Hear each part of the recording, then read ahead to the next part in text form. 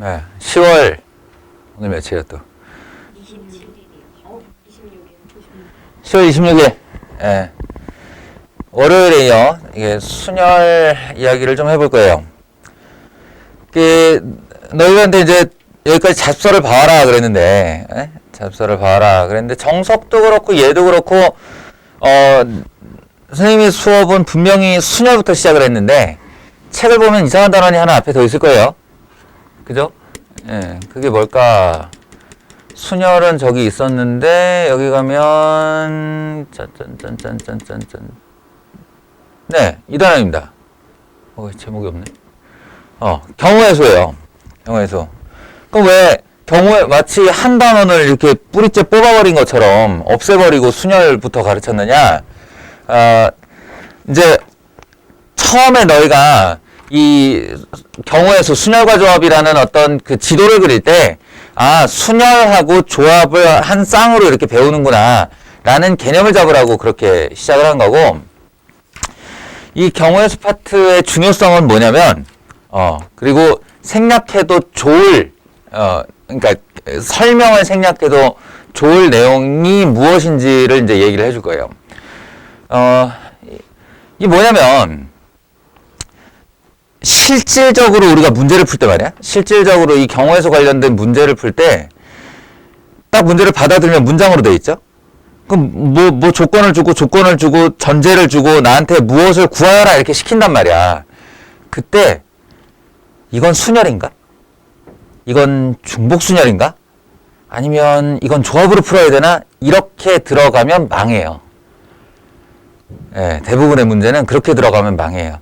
우리가 앞으로 풀어갈 어떤 내신 문제나 어떤 모의고사 문제도 뭐 예를 들어 O, C, E가 답인 경우는 극히 드물어. 아주 극히 드물어. 되게 많은 조건들이 걸려있고, 우리가 그 문제를 접했을 때 제일 먼저 생각해야 되는 건 그냥 이미지야. 얘가 나한테 뭘 구하라고 하는 거지? 그러면서 숫자나 문자 같은 것들이 이렇게 머릿속에 영상으로 떠올라야 되고, 그것들을 내가 요런 분류하고 요런 분류로 따로 세야겠다. 이런 식의 판단들이 우선이라는 거야. 그 판단을 하고 걔가 요구한 걸 구해 나가는 과정에 이제 요 계산은 순혈로 하면 좀 빨리 되겠네. 하고 순혈이 그 풀이의 일부로 들어가는 거지. 풀다가 조합을 생각하는 거고.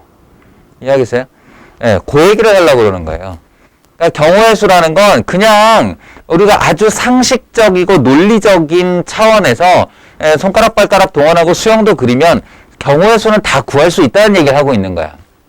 그리고 그럼 아무런 원칙 원리도 없이 그냥 구할 수 있다고요? 아니지. 숨겨져 있지. 원리가 숨겨져 있는데 그걸 언급할 필요가 없을 정도로 당연한 거. 어떤 거냐면 주사위를 던지면 몇 개의 경우의 수가 예상돼? 6. 어이, 잘했어. 근데 왜 6개야? 6면이니까. 근데 지금 네 잠재의식 속에 6개라고 대답을 한 것을 내가 이렇게 뜯어발겨 보면 1의 눈이 내가 던졌을 때 주사위가 1의 눈이 나오면 2의 눈이나 3의 눈은 나올 수 없다라는 전제를 하고 있어. 맞지? 네. 그걸 깬 게 피카소잖아. 여길 보면 정면이고 여길 보면 측면인데 그게 왜 한 그림에 못 그려져? 하나에 다 그려도 되지. 뭐 이런 거야.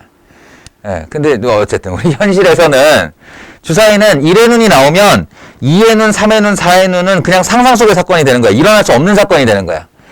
그래서 이 동시간대에 발생할 수 없는 사건들을 우리는 본능적으로 더해요. 그래서 1이 나오는 사건 하나, 2가 나오는 사건 하나, 3이 나오는 사건 하나, 이렇게 해서 1 더하기 1 더하기 1을 6번 더해서 6이라고 대답을 한 거야. 네가 이런 고도의 뇌작업을 한 거라고 지금. 알겠어요? 이게 합의 원리입니다. 그러니까 이거 상황을 구분해보면 시간이야. 시간이 중요해. 동일한 시간에 결과를 동시에 볼 수 없는 사건들은 5월 또는 으로 표현하며 더한다. 이게 경우의 수의 합의 원리예요. 뭔 소린가 싶지? 그럼 이제 이런 걸 상상해봐. 정우야? 한 손에는 주사위를 들고 한 손에는 동전을 들었어. 그리고 이렇게 던졌어. 나올 수 있는 결과의 모든 경우의 수는?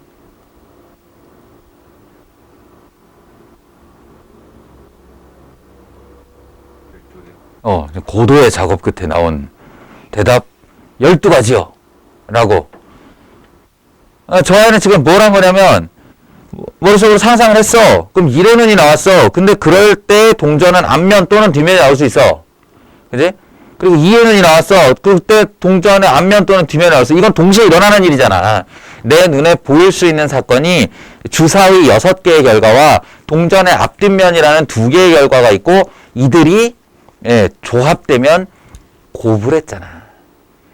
주사위 1회 눈당 하나 둘, 2회 눈당 하나 둘 이렇게 해서 건 바이 건으로 모두가 2개씩 결과를 가질 때 우리는 그 결과를 곱해요. 이게 곱의 원리예요. 그러니까 평상시에 늘 너무 자연스럽게 생각하고 있던 바를 이걸 원리로 바꾼 거야.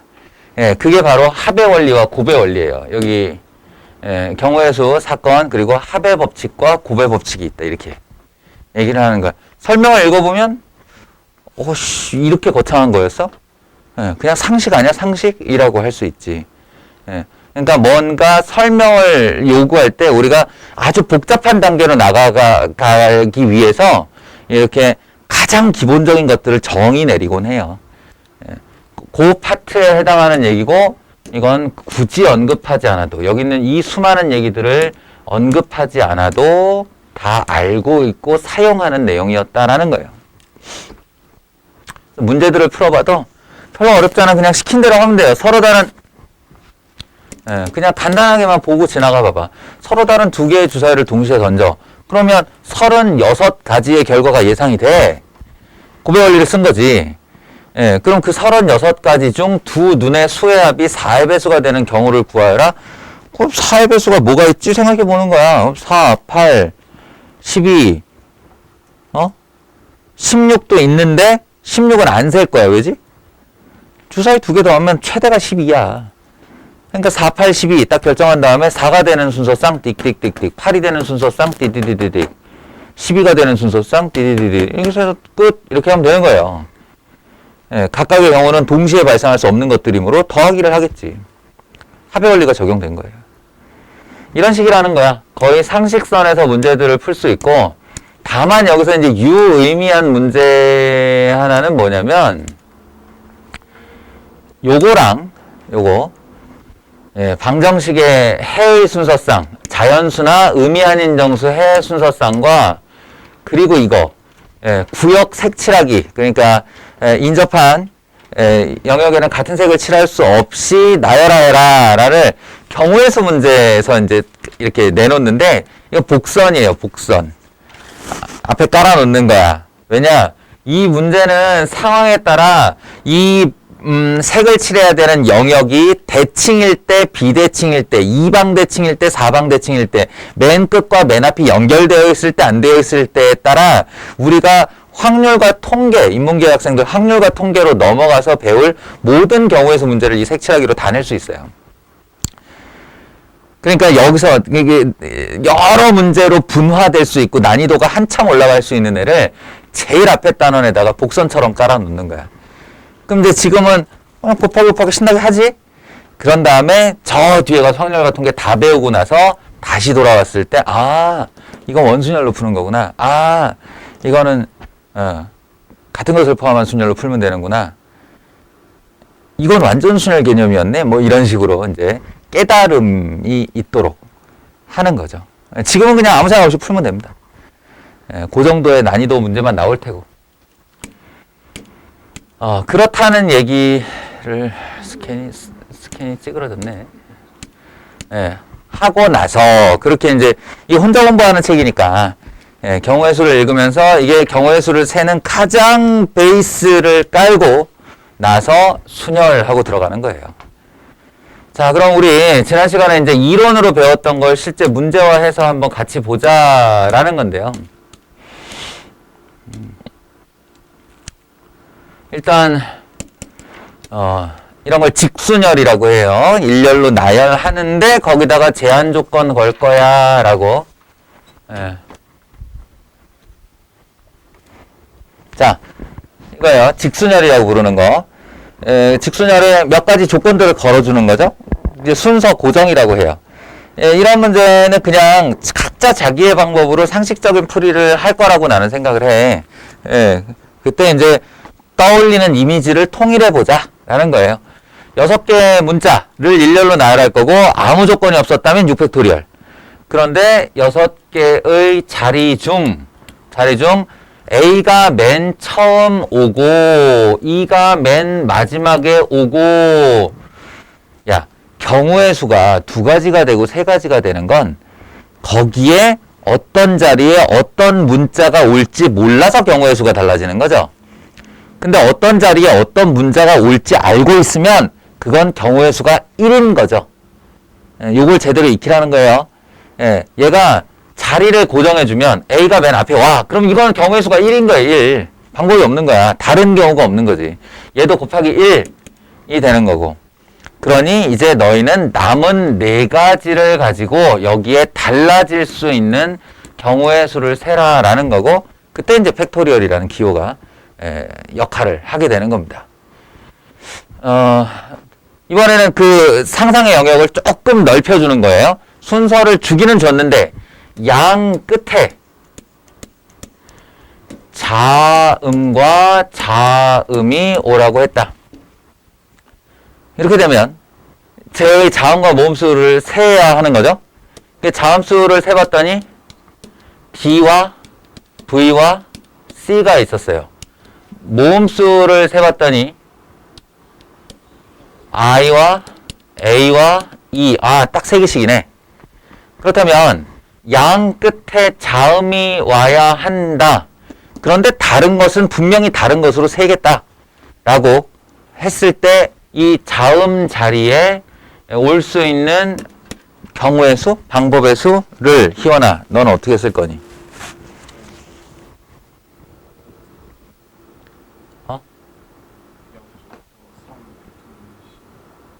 3팩토리얼씩? 그러면 그 3팩토리얼은 뭐지? 3 곱하기 2 곱하기 1이라는 거예요, 여기에?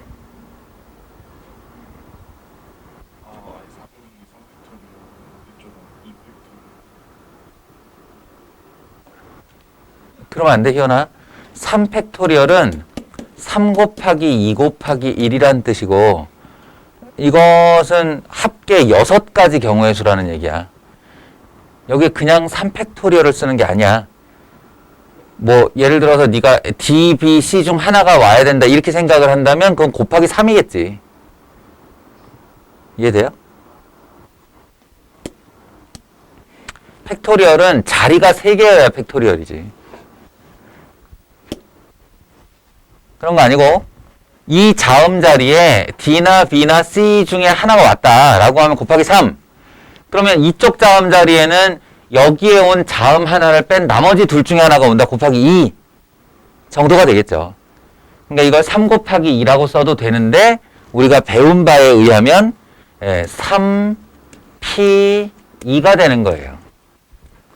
이게 3개의 문자 중 2개를 뽑아 이 자리에 줄 세우는 방법의 수. 개념적으로 생각해 보면. 알겠어요? 3P2 이게 이제 자음의 경우의 수가 되는 거고, 그러면 이제 자음 2개가 결정이 됐잖아 이걸로. 그렇다면 여기서 선택받지 못한 자음 하나와 모음 3개가 서로 간에 구분 없이 4자리로 오면 되는 거니까 4 팩토리얼 이렇게 결정이 되는 거지. 알겠어요? 지금 메인의 스토리가 이게 아닌데 1, 2번은 되게 그냥 쉽게 가는 거고, 자, 내가 궁금한 건 3번. 모음과 자음이 교대로 오는 경우의 수라는 문장을 딱 들었을 때 각자의 머릿속에 뭐가 이렇게 떠올라야 된다는 거야.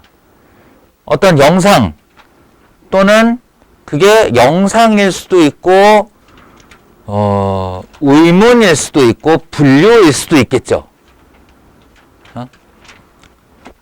서연아, 어떤 생각이 들어? 저 문장을 딱 읽으면. 네 머릿속에 제일 먼저 들리는 네 목소리. 일단 모음하고 자음으로 먼저 하고 음, 그다음에 모음을 놔두고 음. 자음을 낄 수 있는 걸 머릿속에 그러니까 이웃하지 않게를 떠올린 거네. 그지?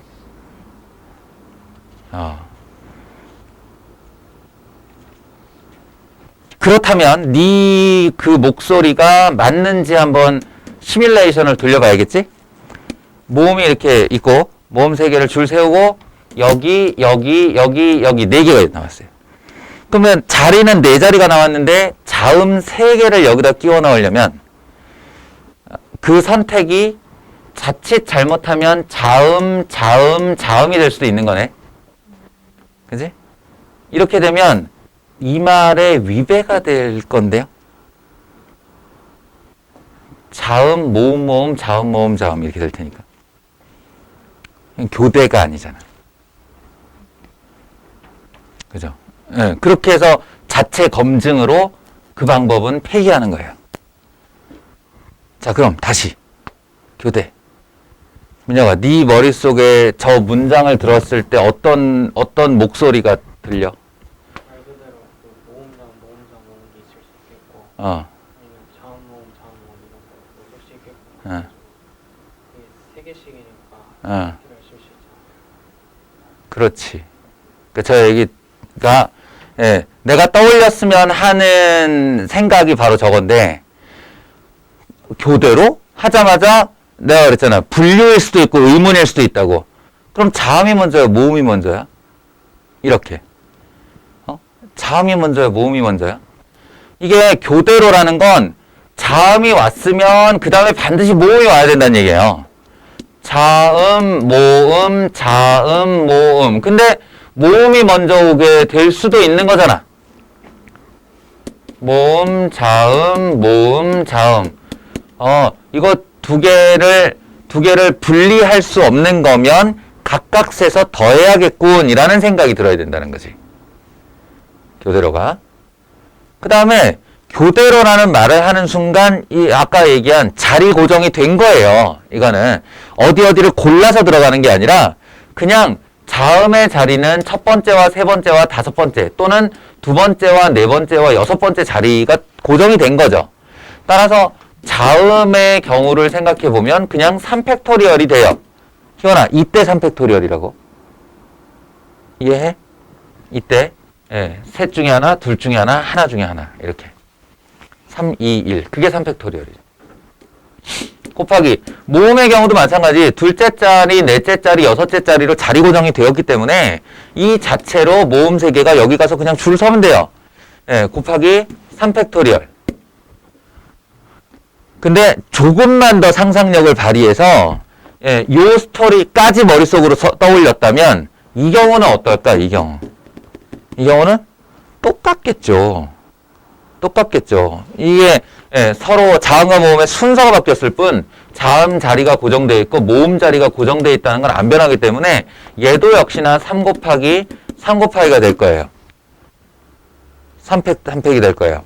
그러니까 이걸 한꺼번에 만약 머릿속에 떠올릴 수 있는 레벨까지 올라가게 되면 이거 자음 3자리하고 모음 3자리하고 서로 줄바꾸기 한 다음에 똑같은 경우가 2개 있겠네 라고 풀게 된다는 거지.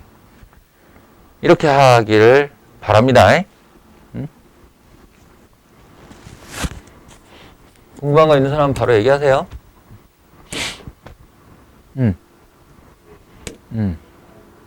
아까 거기서 3이라고 해도 양 끝 자음이 그래도 6인데 3팩토리얼 나 지금 못 알아들었어. 맞지 않는 건 아닌데 그 2번에서 양 끝에 자음이 오기로 했어.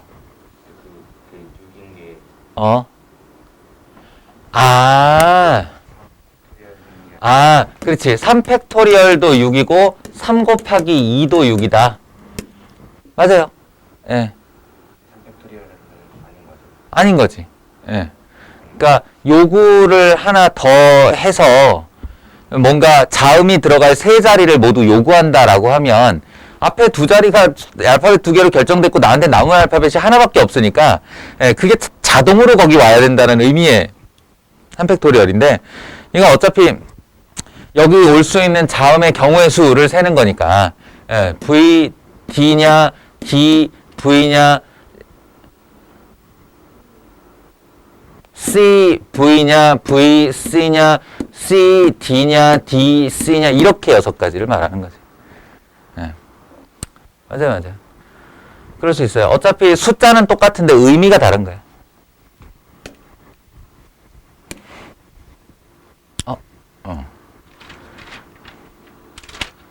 자, 너희가 이제 개념서를 혼자 공부하다 보면 맨날 궁금해라 해서 나한테 질문으로 가져오는 게 되게 이거 이 개념 넓히기죠.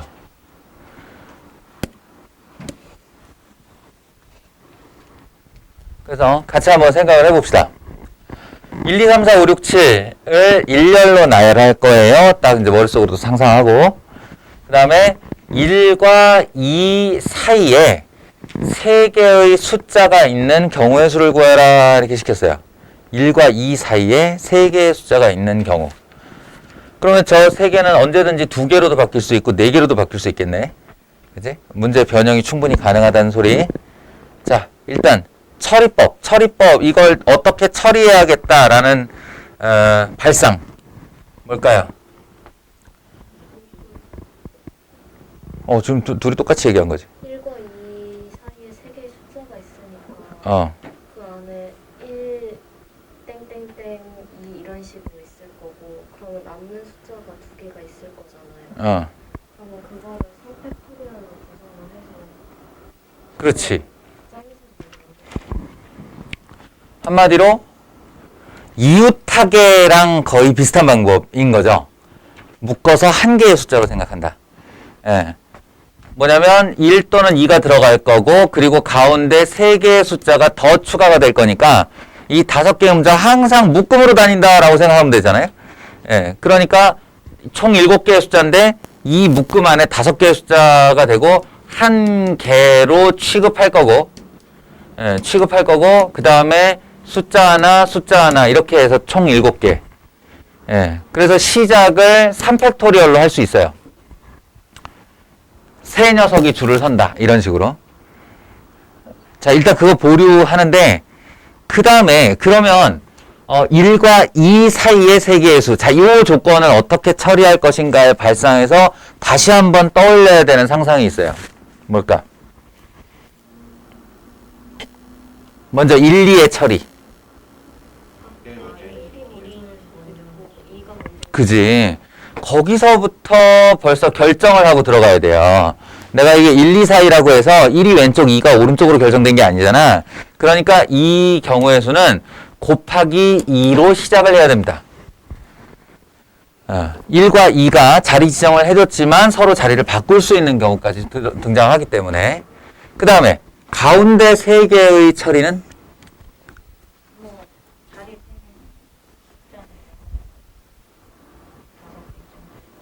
1, 2 빼고 3, 4, 5, 6, 7이 남았죠?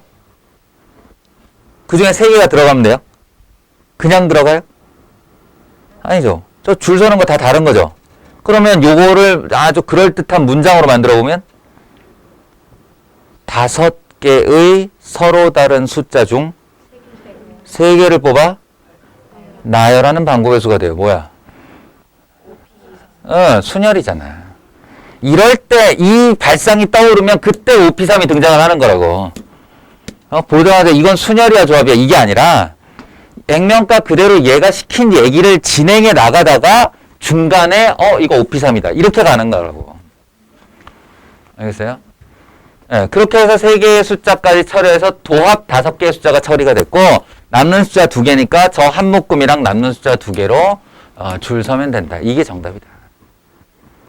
알겠어요? 이렇게 갔으면 좋겠고요. 그 다음에 뭐 5자리 자연수, 요거. 지난 시간에 이제, 좀 자세하게 하려다가만, 뭐뭐뭐 가지고 어떤 숫자를 만들려고 하는데 3의 배수의 개수를 구하라. 근데 내가 수업 시간에 그렇게 얘기했죠. 7의 배수를 제외하면 한 자리, 2자리, 2의 배수, 3의 배수, 4의 배수, 5의 배수, 6의 배수, 8의 배수, 9의 배수까지는 다 방법을 가지고 있다고. 걔네들을 알아볼 수 있는 요령과 방법을 가지고 있다. 이게 별거 아닌 것 같은데 고2, 고3 때 모의고사에 아무렇지도 않게 이걸 물어.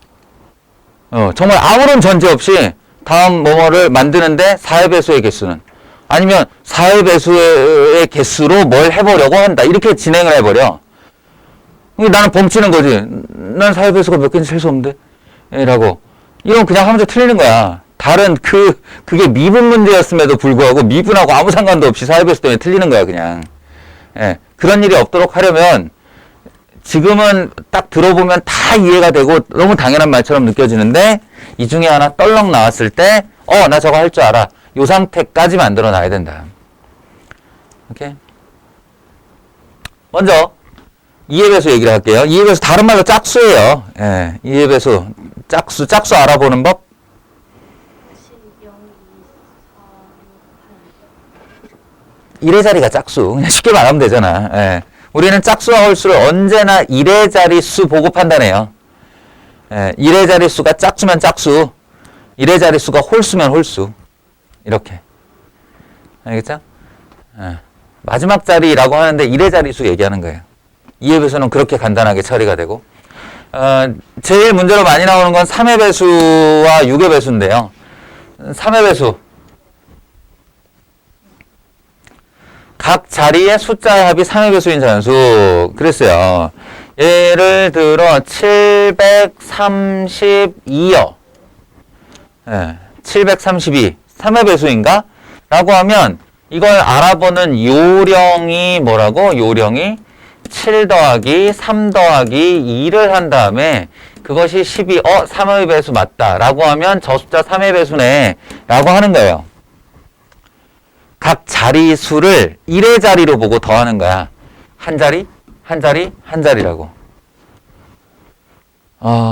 혹시나 잊어버릴까 해서 막간의 원리를 소개를 해줄게요. 이건 마술이 아니잖아. 갑자기 따사삭 됐더니 3의 배수야. 우와, 그럼 3의 배수야. 이게 뭔 일이지?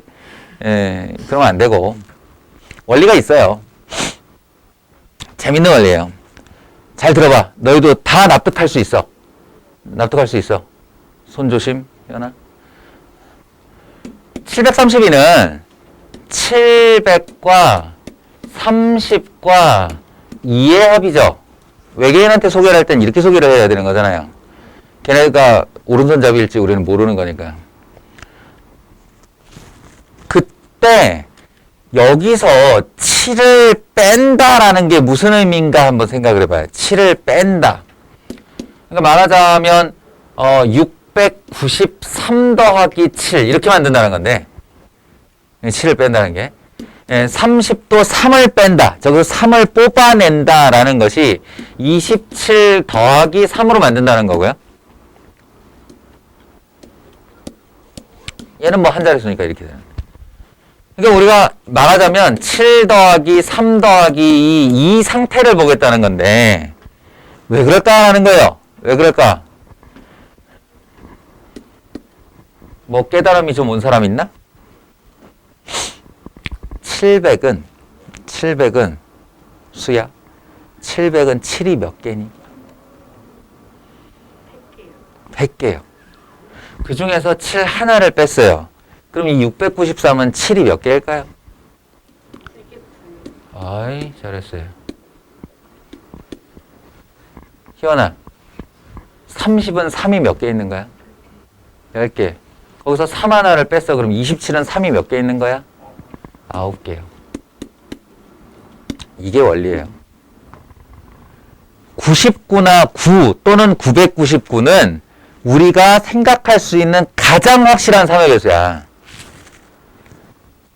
그렇기 때문에 100개, 10개씩 있는 거에서 하나씩을 잡아 뽑아버리면 하다못해 1000개가 있어도 거기서 숫자 하나를 딱 빼버리면 999개가 되죠.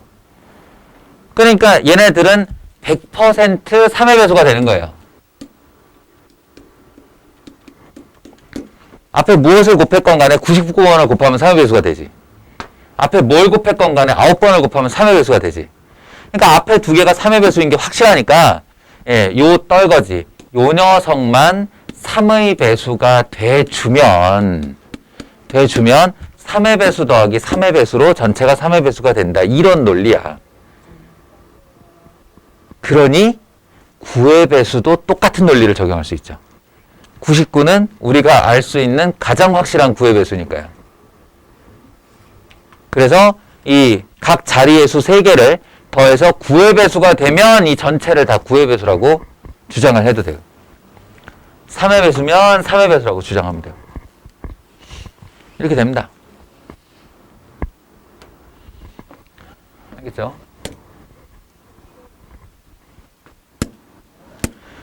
자, 대략 요런 식의 논리라고 생각하면 되는데, 그렇다면 4의 배수. 4의 배수는 뭘까? 어떻게 알겠다는 걸까? 방금 전에 논리를 생각해봐. 3의 배수가 확실한 애들을 앞으로 다 치워놓고, 내가 불확실한 애에서만 걔가 3의 배수인 걸 확인하겠다라는 논리라고 그랬잖아? 각 자리의 수의 합이라는 게. 26,732가 있을 때, 이 4의 배수인가? 하면, 여기만 보는 거예요. 32만 보는 거예요. 32가 4의 배수야, 아니야? 맞죠? 그럼 이거 4의 배수 맞아요. 왜일까?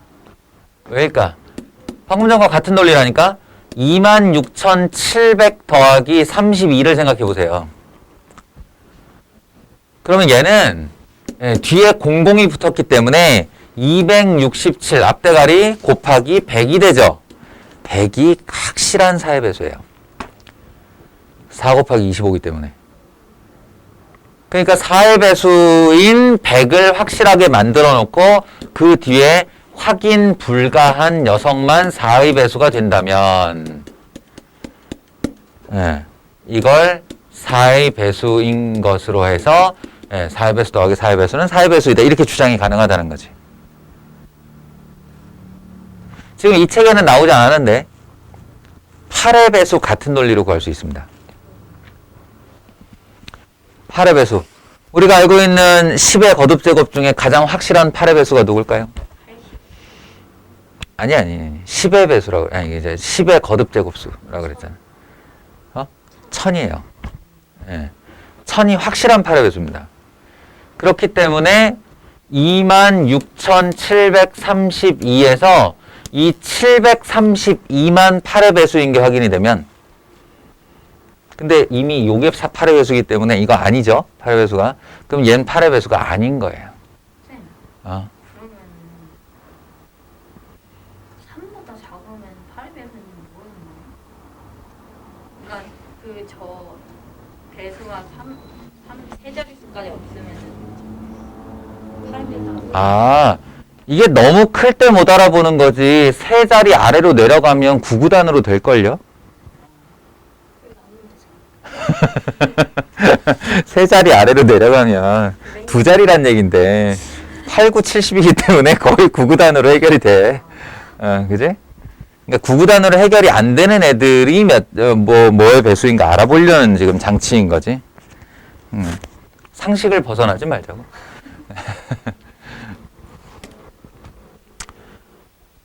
그 다음 5의 배수. 5의 배수는 9구단으로 처리가 되죠. 5, 1은 5, 5, 2, 10. 5, 35, 5, 4, 20. 그러니까 1의 자리가 5 또는 0으로 끝나면 5의 배수이다. 알고 있는 바고요. 그 다음에 6의 배수 문제가 자주 나온다고 그랬는데 그건 별거 아니에요. 6의 배수는 단박에 뽑아내는 요령이 없어. 그래서 1의 자리가 짝수인 수 중에 각 자리 수의 합이 3의 배수인 애를 찾는 거야. 한마디로 2의 배수이면서 동시에 3의 배수인 애를 찾는 거지. 그래서 단계가 2번 들어가야 되니까 그 시간 텀을 좋아해서 자주 나오는 거예요. 예. 9의 배수 얘기는 했고. 어쨌든 이렇게 이제 얘를 한꺼번에 모아놓고 이렇게 정리를 해보면 하나하나가 다 이해가 가는 내용인데 이게 시험 문제는 어떻게 돼? 요 중에 하나가 이렇게 떨렁 나오죠. 언제라도 자기가 꺼냈을 수 있게 스스로 정리를 해놔야 된다. 이번 주 안에 해치우세요. 예, 1학년 이후로는 다시 볼 기회가 없어서 이런 파트 나오면 맨날 제일 약한 게 절대값 나오면 제일 약한 가우스, 예? 이런 배수 찾기, 잉여류 이거 제일 못하는 애들이 고3이야. 예, 기억으로부터 멀어진 시간만큼 못하게 돼요. 할 수 있을 때 확실하게 해둡시다.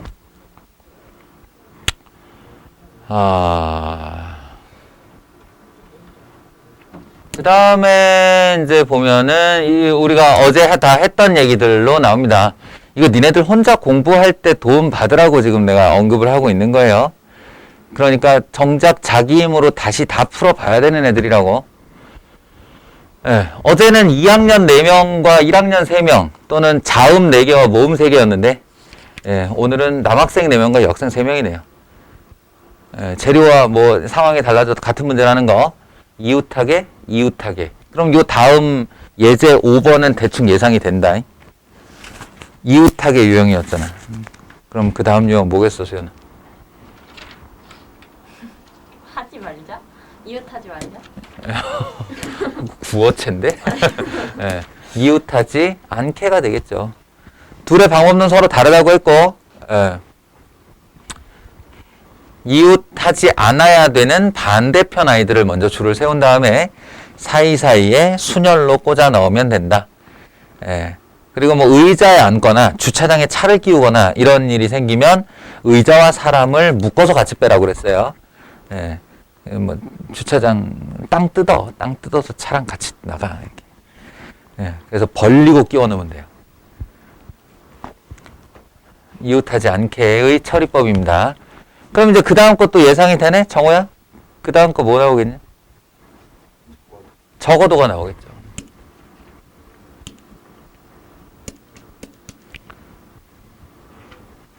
잠깐만. 오케이. 네. 이렇게 해서 슈퍼맨의 적어도 한쪽 끝에 모음이 오는 경우 이거예요. 그냥 액면가 그대로 풀어도 된다고 했지. 적어도 한쪽 끝에 모음이라는 건 한쪽 끝이라는 건 이쪽 끝과 이쪽 끝이 있으니까 모음, 자음, 자음, 모음, 모음, 모음 세 가지로 분류를 한 다음에 그냥 상상력만 있으면 돼. 이 세 가지에 대해서 각각 경우의 수를 세서 다 더하면 돼요. 합의 원리가 되겠지. 근데 억울한 것은 생각해보면 그렇다면 양쪽 끝에 일어날 수 있는 모든 사건이 뭐냐를 생각해보면 결국 자음, 자음 이것만 빠져 있었다는 거지. 자음, 자음, 자음, 모음, 모음, 자음, 모음, 모음 이게 네 가지니까 네 가지 중 세 가지 건을 더해서 답을 낼 것 같으면 이 명제를 부정한 다음 all에서 not을 빼라라고 하는 거야. all, not 그냥 상징적인 얘기예요. 전체 경우의 수에서 not이라는 건 지금 요구사항의 부정인 거지. 그러니까 양쪽 모두 자음이 오는 경우만 센 다음에 전체 8팩토리얼에서 빼버리면 됩니다. 그게 6건을 통한 방법의 수라고 했죠. 이해하시겠죠? 그렇게 처리가 되면 되겠습니다.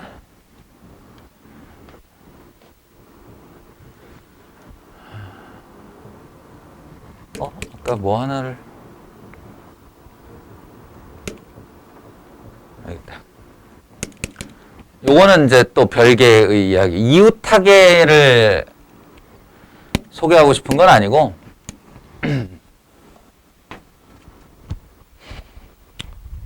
자, 30초만 한번 읽어봅시다. 30초만 읽어보면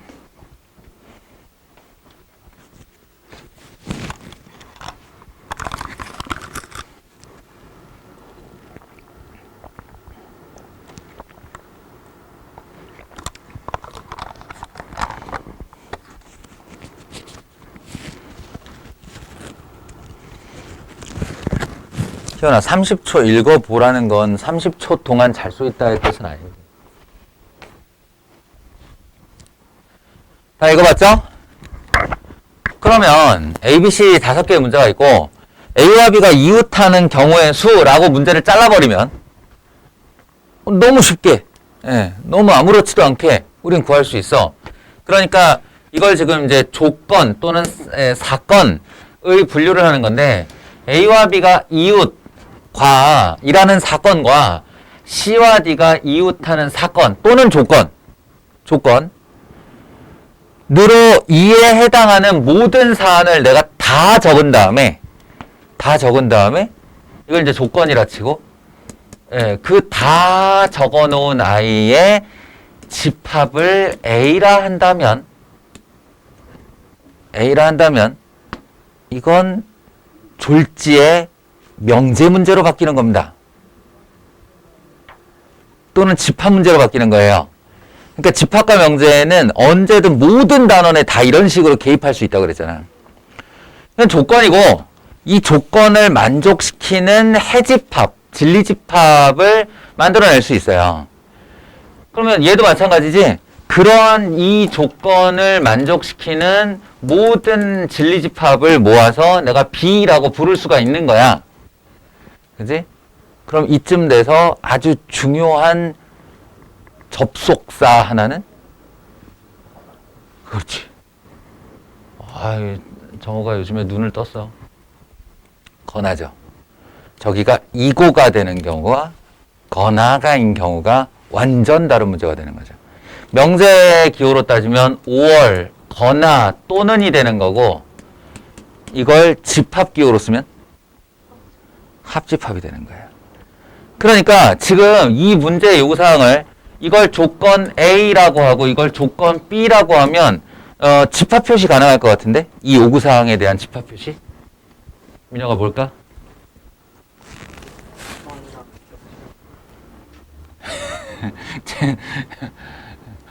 네 말은 다 맞아. 맞는데 나의 그 의도와 안 맞아. 문제가. 이 문제의 요구사항을 집합기호로 쓰라고 하는 건 난 이런 걸 원하는 거잖아. 이런 걸. 그리고 그 집합을 진짜 다 나열하래 얘가? 아니잖아. 숫자를 묻는 거잖아. 숫자를. 그러니까 그것도 역시 집합기호에 있었죠. 졸지에 이런 문제가 된 거예요, 이게. 그러면 여기까지 딱 깨달음이 오는 순간 이제 집합 때 배웠던 스킬 포제의 원리라고 했죠. 포함 배제의 원리라고 해서 A의 원소의 개수, B의 원소의 개수, 그리고 A와 B의 교집합의 원소의 개수를 빼주는 일. 이렇게 되는 거예요. 이 논리에서 이제 계산이 들어가는 거죠. 알고 나면 얘기는 쉬워져. A, B를 한 묶음으로 하나, 둘, 셋, 넷, 4팩토리얼, 그리고 A, B끼리 자리 바꾸기. 더하기 C, D를 묶고 A, B 덩어리 2. 그래서 4팩토리얼 곱하기 C, D끼리 자리 바꾸기. 빼기. 이번에는 그리고니까 얘를 이렇게 한 묶음, 이렇게 한 묶음으로 해서 결국 우리에겐 3개의 숫자가 있는 거죠. 이 3개의 수가 먼저 줄을 서고 그 다음에 A, B 자리 바꾸기, C, D 자리 바꾸기 이렇게 들어가요.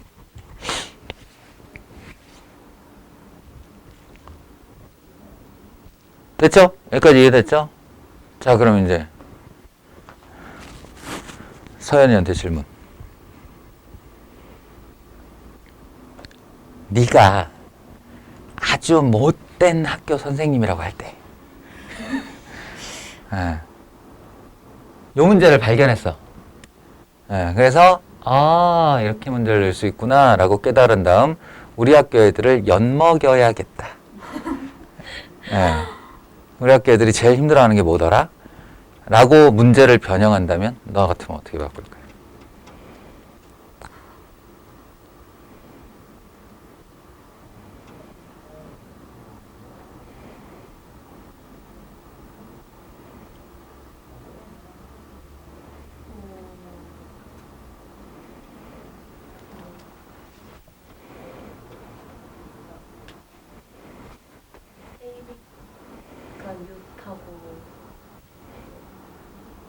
이웃하거나 그러니까 이거를 음. 지금 A와 B가 이웃하거나 C와 D가 이웃한다 그랬잖아요. 근데 여기서 좀 더 늘려서 A와 B가 이웃하거나 C와 D가 이웃하거나 C와 E가 이웃하거나 해가지고 엄청 늘릴 것 같아요. 그렇지. 역시 못됐어. 맞아. 예, 못된 사람만 할 수 있는 발상이에요. 맞아. 잘 생각해봐, 얘들아. 집합의 원소의 개수로 문제 낼 때 우리가 가장 엿먹었던 부분이 어딘지. 이걸로 만드는 거예요. 예.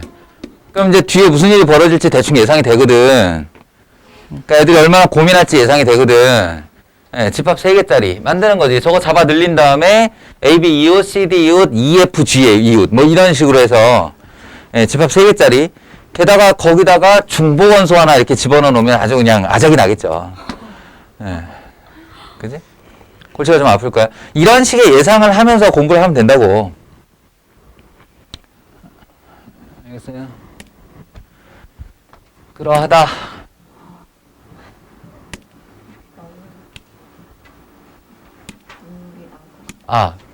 이제 여기까지. 지금 뭐 봤어, 우리? 이웃하지 않게 적어도 이 정도 봤어요. 그냥 순서 고정 약간 포함해서. 오늘 하려는 메인의 스토리는 바로 이겁니다. 현재까지 졸던 사람들, 집중 못하던 사람들도 지금부터 집중.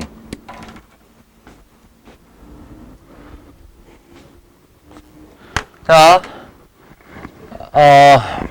함수예요. 함수의 개수. 그냥 일단 대답을 한번 해볼까요? 함수, 이게 지금 x246에 대해 y135, 누가 봐도 정의역과 공역이죠. 이쪽으로 넘어가는 함수를 이제 화살표로 이렇게 당겨서, 화살표가 한 판이 그려지면 그 한 개의 함수라고 부른다는 건데, 일단 첫 번째. x에서 y로의 함수의 개수. 몇 개? 27개. 네, 이거는 그냥 암산 가능해요. 함수의 정의를 지금 다시 물어보면 내가 매우 슬퍼지겠지만, 어쨌든 함수의 정의까지는 기억을 못해도 무엇이 함수가 되고 무엇이 함수가 안 되는 것까지는 다 알죠. 하나에서 두 가닥 나가면 안 된다. 두 가닥은 하나로 모여도 된다. 여긴 다 써야 된다. 여긴 좀 남아도 된다. 요 정도인 거죠. 정리를 하면. 그런데 문제는 1번의 답이 27개다라고 한 다음에 그것에 대한 상상력, 그것에 대한 상상은 어떤 것들일까? 진짜로 27개를 여기다가 다 그림으로 그렸다 라고 하면 우리 머릿속에 떠오르는 영상은 대략 요런 거겠죠.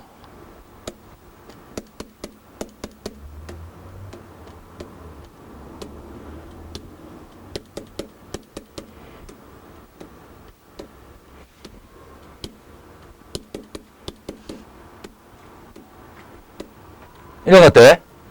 예. 이렇게 줄줄이 딱 새 나가다 보면 이제 뭐 이렇게 끝나는 걸로 해서 해서 27개가 그려질 거예요. 그죠?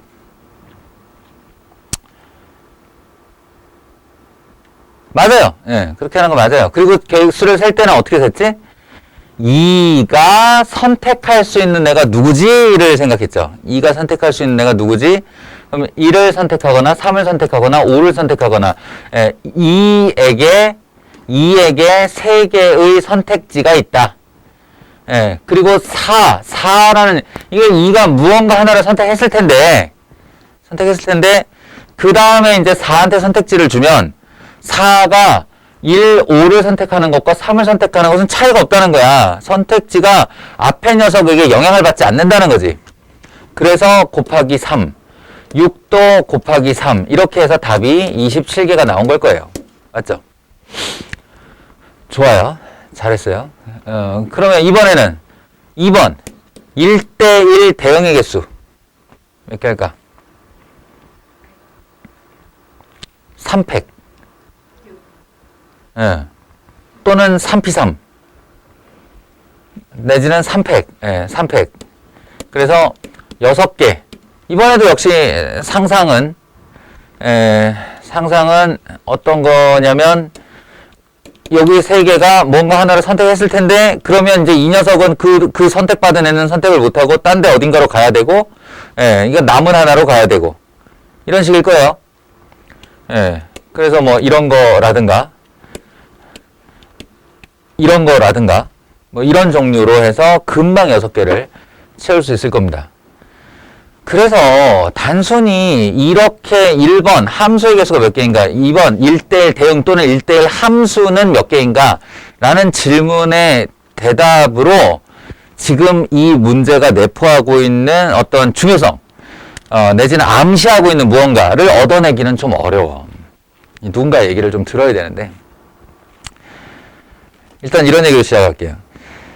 경우의 수는 내가 여러 차례 얘기하지만 문장으로 시작하고, 그 다음에 7개의 사탕이 3개의 접시에 담기는 것과 7마리의 금붕어가 3개의 어항에 담기는 것, 7개의 편지가 3개의 우체통에 담기는 것이 같은 문제인데 다른 것처럼 보여. 예, 그것 때문에 환장을 해요, 우리가. 그러면 이게 이제 늘어가는 과정이 어떻냐? 이런 비슷비슷한 문제들을 막 푼단 말이야. 막 되게 열심히 푼단 말이야. 그런 다음에 이거는 같은 문제였구나. 이건 같은 문제구나. 이제 문장을 대충 읽으면 이게 같은 류의 것이다라는 게 마음속으로 카테고라이즈가 돼요. 그 다음 단계가 뭐냐면 자기가 가장 선호하는 모델로 환원을 시켜요. 그럼 무슨 말이냐면 그냥 접시에 사탕을 좋아하는 사람들은 그게 금붕어와 어항 문제가 나와도 이걸 접시와 사탕으로 환원시켜버린다고. 예, 무슨 어떤 상황이 도래해도 뭔가 뭐 바구니에 구슬을 담는데 난 바구니에 구슬보다 접시에 사탕이 더 익숙해 라는 사람들은 이걸 이렇게 변환시켜서 환원시켜서 가져와서 푼다는 거야. 이 환원이라는 과정을 거치는데 그때 자기한테 해당 모델이 하나 있겠지. 결론적으로 말해서 그래서 많은 사람들이 환원시켜 사용하는 주요 모델 중에 하나가 함수예요. 이 함수의 개수로 이 정의역과 공역에 내가 그 문제에서 주어진 아이들을 정의역, 공역 자리에 배치한 다음 만들어지는 함수의 개수 또는 만들어지는 1대1 대응의 개수, 만들어지는 증가함수의 개수 이딴 걸로 환원을 시켜놓고 푼다 이거야. 그래서 함수의 종류나 개수를 세는 방법은 제대로 익히고 있어야 되는데 지금 이야기의 결론은 뭐냐? 딱 이 두 문제처럼만 화살표가 오고 갈 수 있고요. 이 두 문제에 해당해서만 화살표가 움직일 수 있고 그 외 여태의 모델들은 화살표가 움직이면 헷갈려서 셀 수가 없다. 이게 머릿속으로 지금 조건이 많이 걸리잖아? 그럼 머릿속으로 이게 화살표에 대한 경우의 수를 계속 연장을 해야 돼. 얘가 이걸 선택했을 경우 그럼 나머지 선택은 이거. 얘가 이걸 선택해서 나머지 경우는 이거. 근데 이게 한 3-4개가 넘어가면 우리 암산으로 불가능해요. 그래서 말인데 아예 화살표를 움직이는 경우를 버리자. 이게 이제 선생님 제안이에요. 그럼 어떻게 해야 되냐? 희원아, 이거 중요한 얘기야. 앞으로 함수 모델로 무언가를 셀 때는 어지간해서 화살표 움직이지 말고 화살표는 오른쪽으로만 갑니다. 화살표는 직진만 하는 거예요. 함수 모델로 무언가를 셀 때는.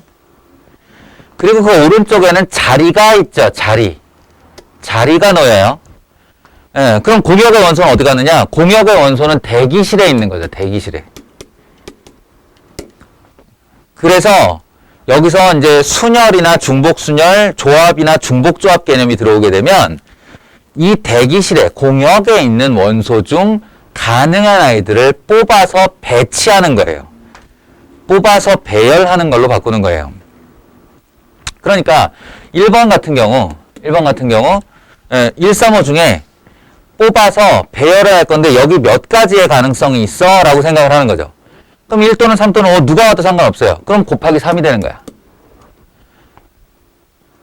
그럼 두 번째 자리, 이 4의 대응 자리에 이들 중 누가 올 수 있어 라고 했을 때 아무 상관이 없어. 네, 다시 곱하기 3이 되는 거예요. 다시 곱하기 3이 되는 거예요. 그러면 이 27가지 중 하나에는 2가 1로, 4가 1로, 6이 5로 간 이런 케이스가 생기겠죠? 예, 이거랑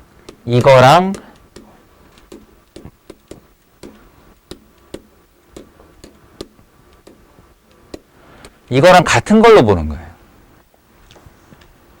아시겠어요? 집합에다가 중복을 허락해 버리는 거지. 그러면 2가 1로 4가 1로 간 게 사실은 이렇게 된 거야. 예, 이렇게 해도 똑같은 경우가 나온다 라는 거예요. 이 경우를 이제 중복순열이라고 하는데, 이 중복순열 개념이 벌써 들어온 거예요. 예, 이 확률과 통계에 가 있어야 되는데 중복순열이라는 이름만 안 달고 온 거야 지금 일로. 그럼 시험 문제에도 나와요? 나와요. 예, 얄짤없이 나와요. 중복순열, 중복 개념이 없이 문제가 만들어지는 경우가 별로 없어. 지금 당장에 나오잖아요 이런 식으로. 거기다 중복순열이라는 이름만 안 다를 거예요. 예. 자, 그리고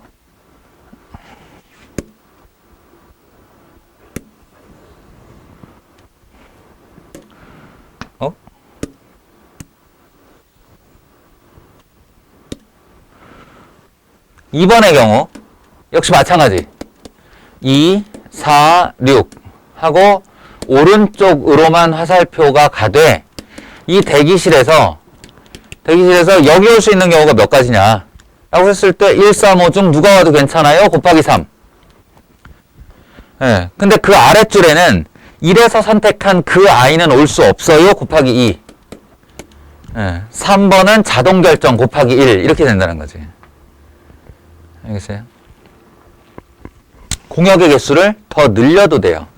자, 이제 함수 모델을 설명해 줄게요. 문제를 아예 바꿔야겠다.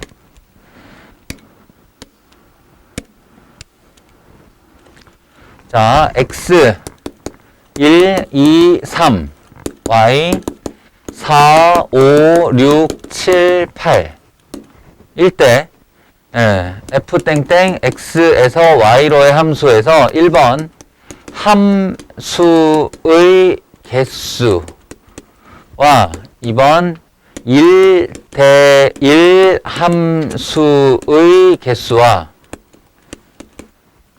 3번 증가 또는 감소 함수의 개수. 일단 원래 네 가지인데 중복 조합까지 들어오면은 말이 안 되는 거니까 세 가지만 먼저 할게요. 가장 대표적인 세 가지 모델이에요. 누구냐는 1대1 함수 같은 경우는 이렇게 문장으로 주는 경우는 드물고 I not J이면 Fi not Fj다. 1대1 함수의 정의죠 이거. 이렇게 명제형으로 줄 때가 많아요. 이것도 증가함수나 감소함수도 마찬가지인데 I, J이면 Fi가 Fj보다 작다. 이렇게 조건으로 주는 경우가 많아요. 예, 이게 바뀌면 감소함수고 이렇게 온전하게 있으면 증가함수고. 자, 그래서 함수의 개수 생각을 하는 거야. 여기에 3개. 이제 뭐 점도 찍을 필요 없어요. 여기에 3개가 이렇게 나가지. 자리로. 그런 다음 여기에 5개의 공역 원소가 대기하고 있는 중이에요.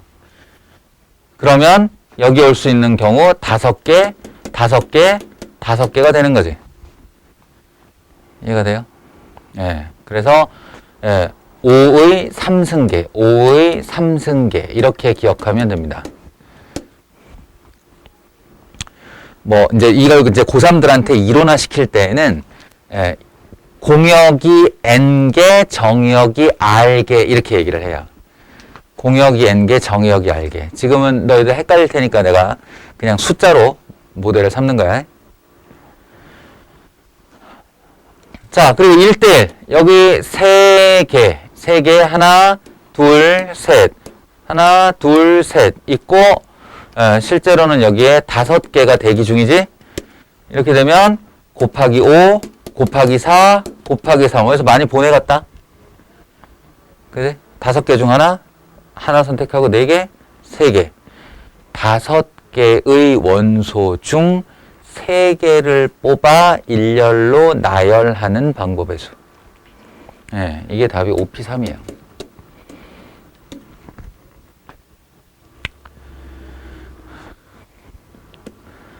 자, 이건 이제 크기를 봐야 되니까 1, 2, 3 쓸게요. 1, 2, 3 쓰고, 이게 오른쪽으로만 가는데 여기 자리가 3개 있어. 근데 이게 증가함수가 되려면 정의역이 커질 때 해당 치역도 같이 커지면 되거든요. 그러니까 요렇게 크기 관계를 유지하고 있으면 되는 거야. 1이 2보다 크고 2가 3보다 아니지 3이 2보다 크고 2가 1보다 크니까 3의 대응값이 2의 대응값보다 크면 되고 2의 대응값이 1의 대응값보다 크면 돼요. 이걸 증가함수라고 해요. 그럼 이렇게 만들 수 있는 게 몇 가지냐라고 했을 때 이걸 화살표를 움직이면 못한단 말이야. 너희가 나중에 한번 해보면 알아. 예. 그래서 여기 5개의 원소 잘 생각해봐요.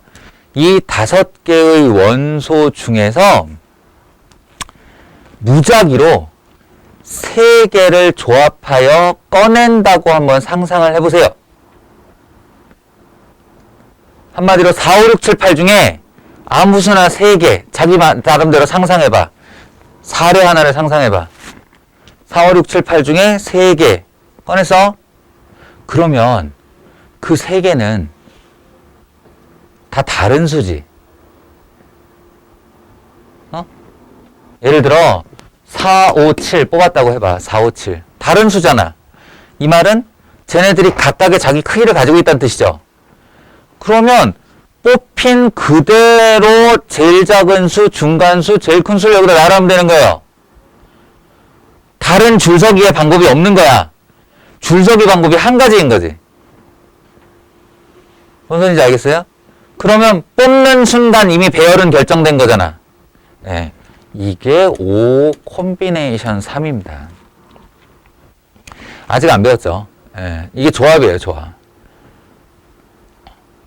근데 첫 시간 수업할 때 살짝 얘기했잖아. N개 중 R개를 뽑는 경우의 수. 이렇게 해서 배열이 없어진다고, 배열이. 이 배열이 왜 없어지냐면 지금 같은 경우 배열을 할 필요가 없는 거야. 나열할 때 줄서기가 돼야 되는데 줄서기를 못해요. 크기 순서가 있어서. 그러니까 뽑기만 하면 바로 결정된다. 라는 거지. 근데 지금 우리 5C3을 안 배웠으니까 어떻게 하면 되냐면 하나, 4, 5, 6, 4, 5, 7, 둘, 4, 5, 8, 셋, 4, 6, 7, 넷, 4, 6, 8, 다섯, 4, 7, 8, 여섯, 5, 6, 7, 일곱, 5, 6, 8, 8, 5, 7, 8, 9, 6, 7, 8, 10개. 이렇게 하면 돼요. 나는 이게 익숙하지. 너희는 하나씩 세면 돼요. 네. 그래서 뭐라고? 그렇죠. 증가함수는 기본적으로 1대1 함수죠. 1대1 대응은 아니야. 얘는 원초적으로 대응이 될 수 없어. 공역 개수가 많아서. 그렇죠. 대응은 치역과 공역이 같은 것까지 포함. 하나가 하나씩만 가는 건 1대1 함수.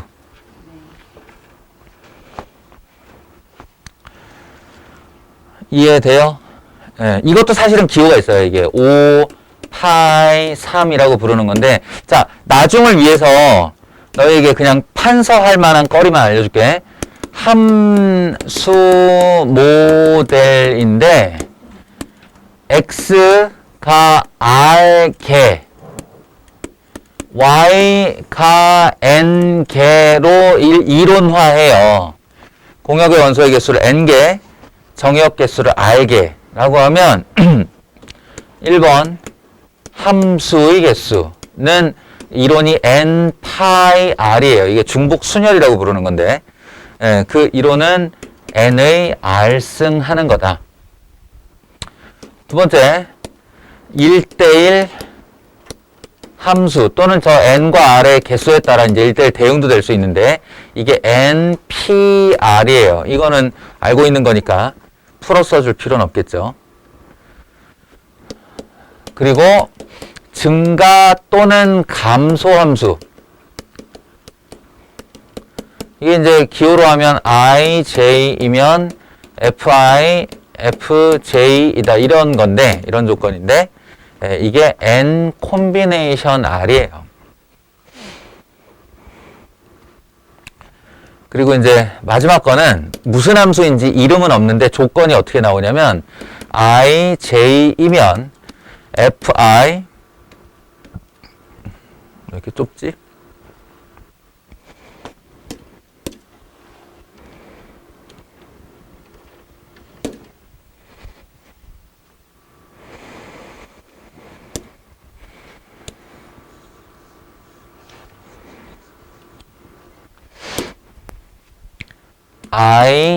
IJ이면 FI 등호 들어가고 FJ 이 경우인데요. 요건 등호가 없고 여기 등호가 하나 있는데 이 등호 하나 있는 게 큰일을 벌려요. 이게. 그래서 얘는 이제 NHR이라고 해서 요거는 인문계에 가서 확통 배우는 사람들만 배우는 중복 조합. 예. 계산법은 N 플러스 R 마이너스 1 콤비네이션 R 뭐 이 정도 되는데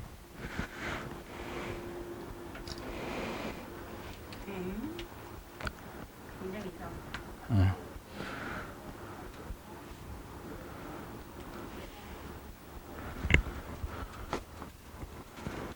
저거만 나요. 예. 나중을 위한.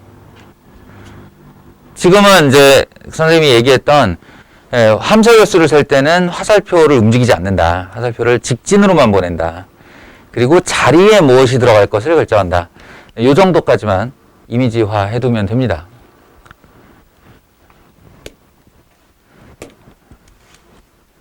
아시겠죠? 이거 뭐 요 정도인데 다음 건 사전식 배열법이니까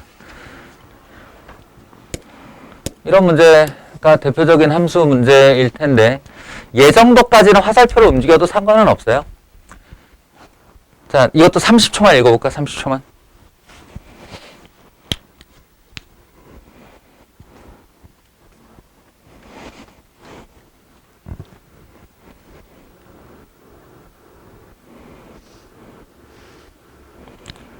니들 이거 혼자 풀어오라고 그러면 틀림없이 다 들고 나서 하나씩 나 이거 질문할 거잖아.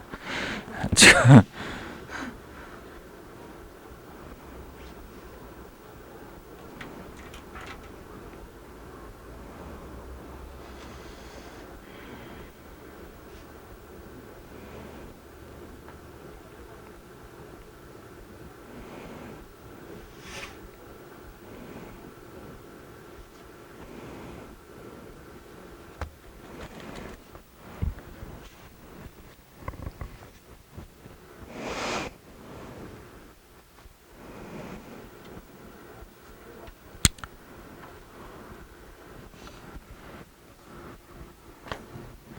자, 다 읽었을 거라고 보고 해봅시다. 1대1 대 0. 일단은 하나씩만 가야 되는 거고 그래서 A에서 A로 오니까 1, 2, 3, 4, 5, 6, 7 해서 보냅시다.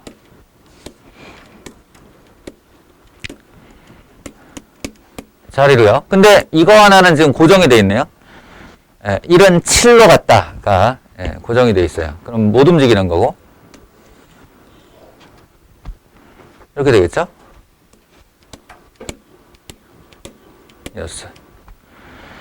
자, 다 조건이 핵심일 텐데 K가 2 이상이면 안마도에도 여길 얘기하는 거 같죠? 2부터 7까지는 이게 무슨 뜻? FK가 무슨 뜻이냐면 치역이라는 뜻이에요. K에 2가 들어가면 F2는 이 중에 2의 대응을 받은 녀석이야. 근데 그 녀석은 자기 정의역 숫자보다 작거나 같은 것까지는 허용이 된대요. 그러니까 2의 입장에서 생각하면 누가 있어? 그죠. 1, 2가 있어요. 1 또는 2예요. 그게 곱하기 2라는 거지. 1 또는 2가 가능. 이렇게. 알겠어요? 자, 희원아. 그러면 3은 후보가 누가 있어? 3, 2, 1이 있지. 그럼 나 이거 곱하기 3이라고 써야 되나? 곱하기 2라고 쓰는 것이 맞아요. 왜냐하면 1대1 대응이기 때문에 2가 1 또는 2에 선택한 무언가가 있을 거 아니야. 걔를 빼야지. 그러니까 3이 대응 가능한 것은 원래 1, 2, 3이었으나 1 또는 2 중에 하나가 사라졌을 거라고 지금 선택지가. 그러니까 곱하기 2 이렇게 되는 거예요. 그럼 4 입장도 마찬가지네. 원래 지 후보는 1, 2, 3, 4가 있었는데 앞에 두 녀석이 뭔가 두 개를 선택했을 거야. 곱하기 2. 리듬 탔어. 곱하기 2. 좋아. 내 곱하기 2. 이러다 이제 마지막에 틀려요. 왜냐? 마지막 녀석은 선택지가 없죠. 1대1 대응이니까. 쭉 선택하고 나면, 둘 중에 하나 선택하고 나면 남는 게 하나밖에 없어요, 지금. 그래서 곱하기 1이 됩니다. 그래서 답은 2의 5승계예요. 이런 식. 이어야 한다. 이딴 식으로 공부를 하시면 됩니다. 사전식별법은 아마 여기 나오는 전체 문제 중에 가장 너희가 무난하게 개인적 시간차는 있을지언정 노가다로 얼마든지 가능한 애라서 그럴 것이고, 네. 이 기왕 개념서를 볼 거면 이제 1회 독에서는 개념 기본 다지기까지, 2회 독제부터 이제 실력 다지기까지 이렇게 가면 좋은데, 뭐 센서학으로 바로 넘어가도 되고요. 다시 한번 당부드립니다만 경우의 수는 일단 단기간에 많은 문제를 풀어야 돼. 단기간에 많은 문제를 풀어서 뭐 분류하는 힘을 먼저 길러야 된다. 이게 그 문제구나. 이게 그 문제구나. 이게 이런 거구나. 얘는 같은 거구나. 이렇게. 그게 되게 중요하다. 알겠죠? 이 영상은 두고두고 반복해서 보면서 똑같은 문제 갖고 나와 질문하지 않도록 합니다.